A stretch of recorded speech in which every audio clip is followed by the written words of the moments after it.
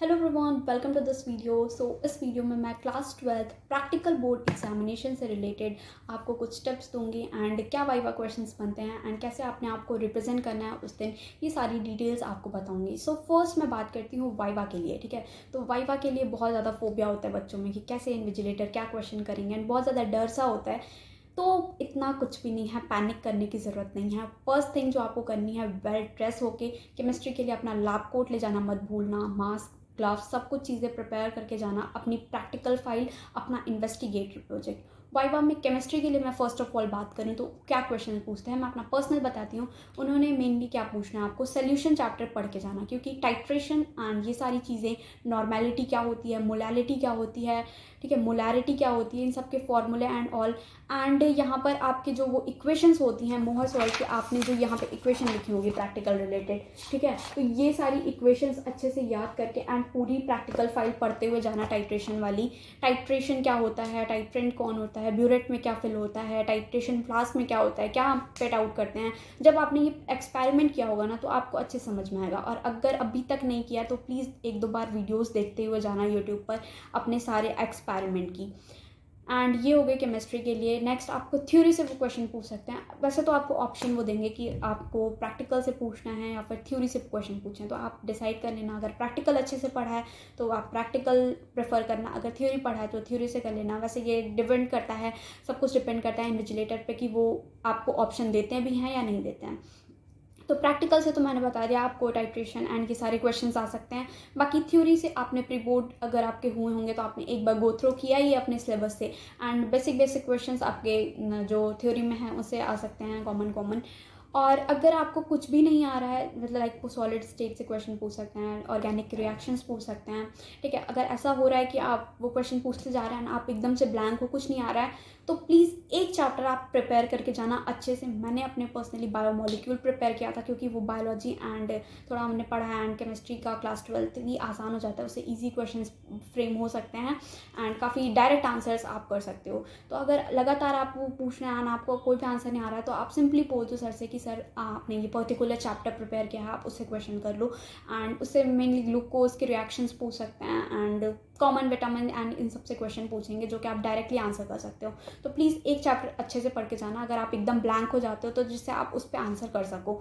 तो कॉन्फिडेंट के साथ आंसर करना प्रॉपर, क्योंकि वो टीचर्स आपको नहीं जानते हैं, बाहर वाला इन्विजिलेटर आपको थ्रू आउट नहीं जानता है कि ईयरली आप कैसे स्टूडेंट हो, एवरेज हो, बिलो एवरेज हो। वो आपका फर्स्ट एंड लास्ट इंप्रेशन होगा, ठीक है। तो आप अगर एवरेज या बिलो एवरेज बैक बेंचर भी हो तो वो उन्हें नहीं पता है। आप अच्छे से आंसर करोगे, आपको फुल मार्क्स ही मिल जाएंगे वाइवा में।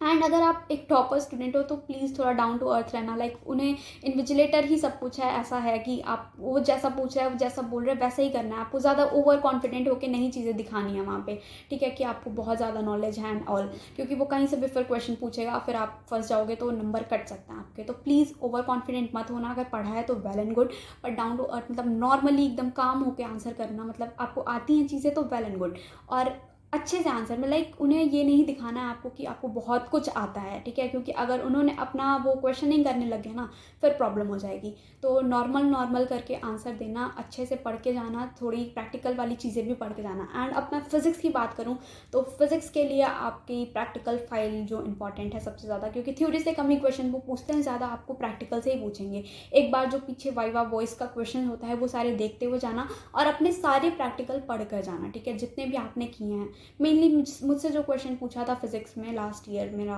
12th बोर्ड था, तो मुझसे मेनली वोल्ट मीटर का आइडियल रेजिस्टेंस क्या होता है, इन्फिनिटी दैट, और था हमारा एम मीटर का आइडियल रेजिस्टेंस क्या होता है, क्यों हम सीरीज़ में लगाते हैं एम मीटर को, क्यों हम वोल्ट मीटर को पैरेलल में लगाते हैं। तो ये कुछ बेसिक कॉमन क्वेश्चन हैं जो कि वाइवा में पूछा जा सकता है, एंड फिजिक्स के लिए अपने एक्सपेरिमेंट से ही आपके सारे क्वेश्चन आएंगे।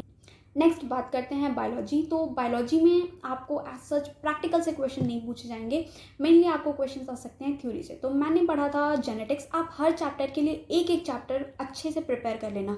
वो इवन फिजिक्स के लिए भी आपको मेनली प्रैक्टिकल से ही पूछेंगे, पर मैं वाइवा का माइंड रीड करके नहीं बता सकती आपके इन्विजिलेटर कैसे होंगे। तो आप हर के लिए एक चैप्टर प्रिपेयर करना। अगर आप एकदम ब्लैंक हो जाते हो, कोई भी क्वेश्चन नहीं कर पा रहे हो, तो आप अपना वो चैप्टर बताना जैसे सर उससे पूछें एंड आप उससे आंसर कर सको। तो बायोलॉजी के लिए जेनेटिक्स से अच्छे से प्रिपेयर किया था मैंने। आप भी जेनेटिक्स प्रेफर कर सकते हो, तो ठीक है, मतलब अपना प्रेफरेंस देख लेना कि आपको कौन सा चैप्टर अच्छा लगता है, किसमें आपको इंटरेस्ट है, क्या चीज़ें आपने अच्छे से पढ़ी हैं जिससे आप अच्छे से आंसर कर सको उस पर्टिकुलर टॉपिक पे। तो ऐसे मुझसे जेनेटिक्स से क्वेश्चन बायोलॉजी का हो गया, प्रैक्टिकल से ऐसा क्वेश्चन नहीं था। एंड वहाँ पे नेक्स्ट मैं बात करती हूँ कि आपको कैसे एग्जामिनेशन में लिखना होगा। तो अगर आपने एक बार भी स्कूल टाइम में अपना प्रैक्टिकल कंप्लीट किया होगा, परफॉर्म किया होगा, रीडिंग्स प्रॉपरली होंगी, तो एग्ज़ाम टाइम में आपको कोई प्रॉब्लम नहीं होगी, ठीक है। और अगर नहीं ली हैं तो प्लीज़ जाओ अभी यूट्यूब पर वीडियो देखो कि टाइट्रेशन कैसे होता है, बायोलॉजी के प्रैक्टिकल कैसे हैं, एंड आपके फिज़िक्स के कैसे परफॉर्म करने हैं वो सारे। एंड रीडिंग्स आपने जो प्रॉपर लिखी है ना उसे ही एग्जाम में लिखना। रीडिंग इंपॉर्टेंट है, सारी रीडिंग एंड पूरा फॉर्मेट पेपर में पूरा सब कुछ आपका वहाँ पे प्रोसीजर। मैं केमिस्ट्री की अगर बात करूँ तो टाइट्रेशन वगैरह में प्रोसीजर नहीं लिखना होता है, सीधा आपको वो टेबल इंपॉर्टेंट होती है आपकी, ठीक है। कैलकुलेशन वाला पार्ट इंपॉर्टेंट होता है, मेन रिजल्ट आपका इंपॉर्टेंट होता है। तो अगर आपने एक बार भी टाइट्रेशन किया है, रीडिंग वगैरह प्रॉपर लिखी है, तो वो हो जाएगा एग्ज़ाम टाइम में। वो आप देख लेना कि आपको कैसे एग्ज़ाम टाइम में लिखना है एंड कहाँ से अपना जुगाड़ लगाना है, ठीक है, लिखने के लिए। चीज़ें पढ़ते हुए जाना अच्छे से, बाकी बहुत आसान है, इजीली हो जाता है। 20 में से 20 सबको ही मिल जाते हैं। क्यों आपको मार्क्स लूज़ करना है? 15+ तो मिलता है, बट अकॉर्डिंग टू मी मुझे लगता है कि आप अपना हर सब्जेक्ट में अगर 2-3 नंबर भी रिड्यूस कर रहे हो तो ओवरऑल बाद में आपकी 1% डिक्रीज़ हो जाएगी।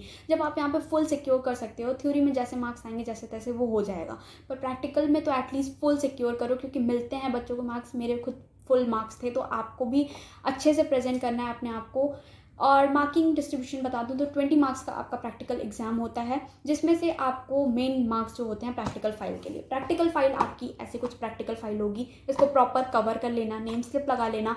फर्स्ट पेज इंपॉर्टेंट है, यहाँ पे फर्स्ट पेज पे अपना नेम एंड सब कुछ भी देखना, थोड़ा अच्छे से फिल करना, कट्टम पुट्टम ज़्यादा ना हो पाए, क्योंकि फर्स्ट पेज पे सिग्नेचर यहाँ पे होती है इन्विजिलेटर की।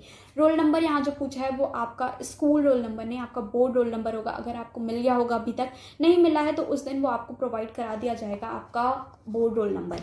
And important index, proper spacing देके सुंदर इंडेक्स बनाना, क्योंकि फर्स्ट पेज ही है वो आपका। नेक्स्ट कॉपी चेक होनी चाहिए आपकी, कवर अप होनी चाहिए, लैब कोट ले जाना मत भूलना। ये सारी चीज़ें जो बहुत ही बेसिक एंड बहुत ही कॉमन चीज़ें हैं जो आपको याद रखनी है प्रैक्टिकल एग्जाम्स को देने से पहले। एंड सारी चीज़ें आप वो थ्योरी वाला पोर्शन तो कहीं से ऐसे वैसे करके लिख ही लोगे, उसको उसकी प्रॉब्लम नहीं है, बस रीडिंग ढंग से लिखना। एंड बायोलॉजी के लिए भी हो जाता है स्पॉटिंग देख लेना, क्या स्पॉटिंग है बायोलॉजी की, कैसे स्पॉटिंग है, पढ़ते हुए जाना। उसके क्लासिफिकेशन लिखना ज़रूरी है। स्पॉटिंग में मेन इंपॉर्टेंट मार्क्स जो होते हैं वो क्लासिफिकेशन के होते हैं, तो क्लासिफिकेशन देख लेना स्पॉटिंग के। एंड कमेंट्स, ज़्यादा कमेंट्स लिखने की ज़रूरत नहीं है, 1 मार्क्स का होता है, तो उसमें आप 3 से 4 कमेंट्स लिख दोगे तो वो हो जाएगा, ठीक है। TS एंड LS वाला जो है आपका सेक्शंस, वो सारे देखते हुए जाना। एंड मेन इंपॉर्टेंट यही है, कॉन्फिडेंट होकर वाइवा का क्वेश्चन का आंसर करना। अपने इन्वेस्टिगेटरी प्रोजेक्ट यार अगर अभी तक नहीं बनाया तो भाई क्या कर रहे तू अभी यार, मतलब नीचे मैंने डाले हैं इन्वेस्टिगेटरी प्रोजेक्ट, स्टार्टिंग के कुछ पेजेस हटाकर उस पर एडिट कर लेना अपना नेम एंड स्कूल, बाकी वैसे ही प्रिंट करा के दे देना। बायोलॉजी एंड केमिस्ट्री के इन्वेस्टिगेटरी प्रोजेक्ट आपको बनाने होते हैं, फिजिक्स के नहीं बनाने होते हैं।